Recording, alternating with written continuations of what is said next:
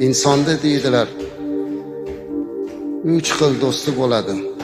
Bir do'sti uni joni chiqquncha, ikkinchi do'sti qabrga borguncha, uchinchi do'sti qiyomatgacha. Joni chiqquncha bo'ladigan do'sti qaysi do'st deganlarida, joni chiqquncha bo'ladigan do'st uning moli dunyosi. Chunki olamdan o'tganimizdan keyin moli dunyo bizniki emas. U endi meros bo'larki. Qabrigacha boradigan do'st kim? Bu uning farzandlari, aqrabo, yaqinlari.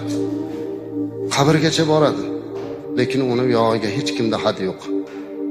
Ming yaxshi ko'rsa ham, jonim fido otam, onam desa ham, oxirgi manzili mana shu qabr, amallar sondig'i.